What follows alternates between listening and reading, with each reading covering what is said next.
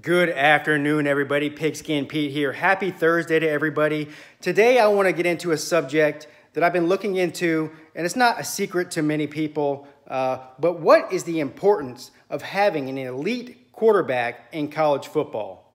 Now, the question is, everybody knows that having an elite quarterback in college football or NFL football or high school football is very important. How far back do you want to go? Okay, I mean, I could make a 2-long-hour video going back to 1950, back before quarterback play was what it is now. I'm not going to do that. Let's just say, let's go back to 2004. So we'll go through these teams. Now, what you're going to notice is that there are a couple of teams that have won national titles, some of them multiple national titles, with not even close to having the best quarterback in the country. And since Alabama is clearly the one that shines out of all of them, that's won lots of national titles over the past 14 years, more than anybody else, without the best quarterback in the country, that's going to skew the statistics here a little bit. But if you look at team by team, instead of just total championships, what you're going to find is that the vast majority of these teams that have won the national title since 2004 had the best quarterback in the country. Now, the old adage that defense wins championships, especially in college football, I have always subscribed to that. I still believe that. Alabama is living proof of that. But seeing the way that the game has changed here over the past 15 years or so, with the spread offenses, the air raid offenses, things have really changed a lot since the year 2000, 2002, 2003. Spread offenses are a nightmare for defenses, especially in college when you don't have the depth on the defense to try to defend something like that. You're even seeing this spill over into the NFL. That's a whole nother video because I've been arguing with people for years now about how the spread offenses have been infiltrating the NFL. And in my mind, I really believe that the college system is ahead of the NFL system. Yes, if you're in the NFL, you have to have somebody that can deliver the ball from the pocket. I mean, if you're strictly running quarterback, the chances of you winning a Super Bowl are slim to none. But strictly, schematically, there is no denying that spreading the ball out, no matter whether it's high school, college, or NFL, is a nightmare for defenses to defend. All right, let's start with 2004 and work our way up. So Southern Cal won in 2004. Who was their quarterback in 2004? Heisman winner, Matt Leinart. Now, I don't want to come off as saying that these teams win these championships simply because of one great player on their team. Clearly, you have to have a good offensive line. You know, a lot of these teams that have won these games had great running games, good defenses. It's not all predicated on one player. But there does seem to be a trend that when you have the most dynamic, talented, whatever you want to call it, quarterback in the country, it increases your chances of winning a championship in college football and in the NFL astronomically. 2005, who won? Texas. Famous game, USC and Texas, right? Who was the best quarterback in the country that year? You guessed it, Vince Young.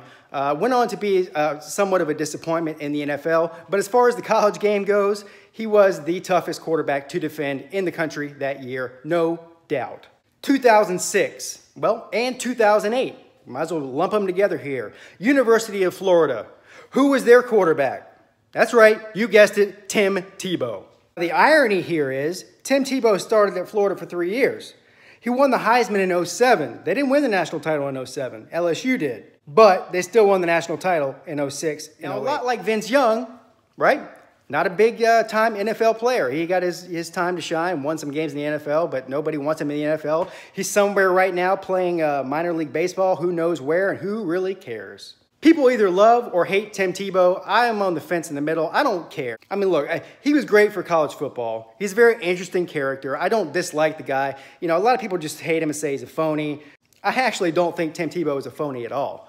I actually think that he really believes everything he says, and he just is who he is, and you got to respect that. Nonetheless, those years that Florida won those championships, there's not a chance in hell that they won either one of those championships without Tim Tebow at quarterback.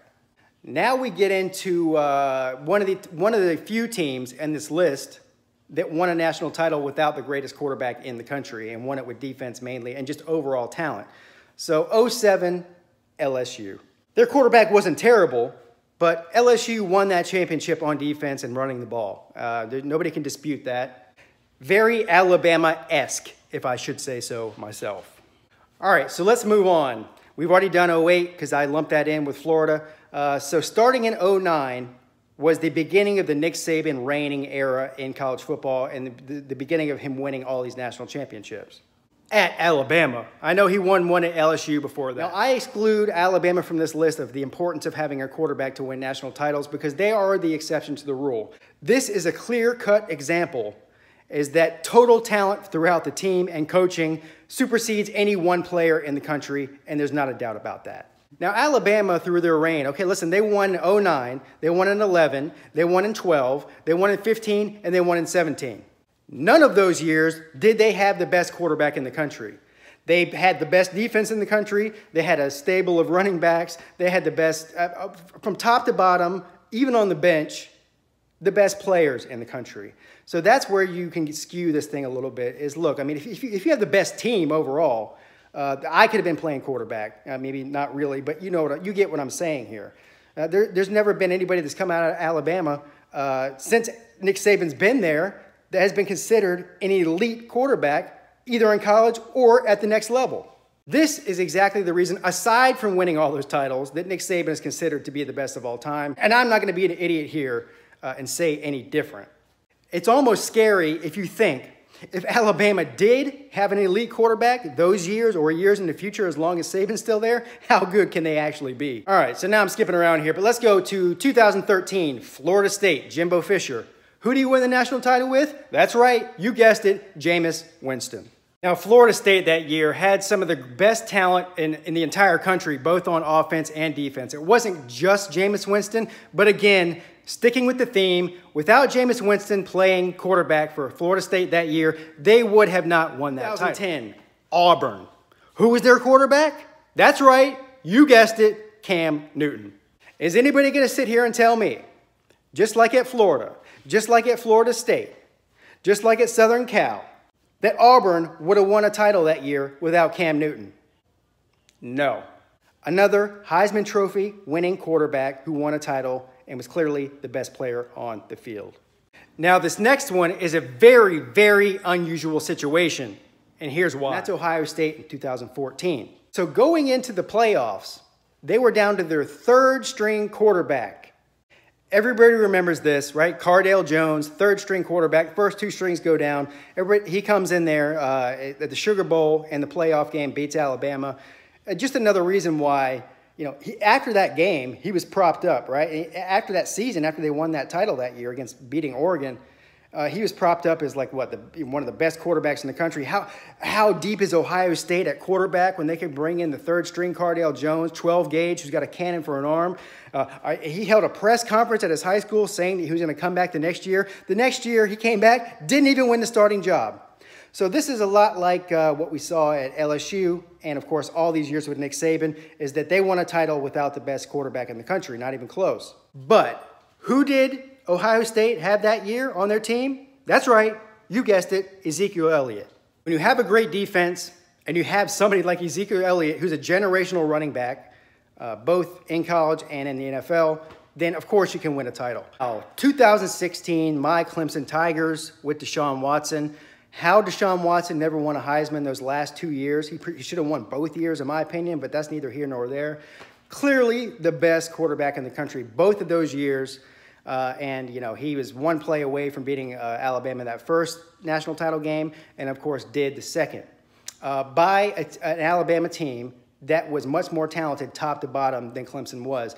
So clearly, without Deshaun Watson, the chances that Clemson made the playoffs those 2 years and certainly was close to winning one and then did win another are very slim. So the importance of Deshaun Watson to the Clemson's team during that run was extremely important. Now, Clemson's at a point now, they're more talented now than they were from top to bottom with Deshaun Watson. So they're getting up there on that level towards Alabama. I'm not saying they're as talented as Alabama. I'm not saying they're as good as Alabama. I'm not saying that don't even get me started with that. My point is that they were to a point now, and we saw this last year, they got to the playoff with Kelly Bryant, who wasn't even the top 10 quarterbacks in the country. So they're encroaching on that territory through recruiting and just building of a program. to doing what Alabama does. Now, Alabama's still there, so we can't just say that we're going to supersede them. And there's also a bunch of other good teams like Georgia, Ohio State, that are making a run up there at doing the same type of thing. So, but with Trevor Lawrence this year, will he be the best quarterback in the country over the next few years? It's too hard to say. You still got Jake Fromm, you still got Justin Fields, you still got Tua Tagovailoa. So who knows? My point is, and I think you should agree with me on this one, because you should agree with everything I say, because agreeing with me is what's most important. Quarterbacks in college and NFL are extremely important in predicting who's going to win a title, hands down. Have a great day. Pigskin Pete checking out.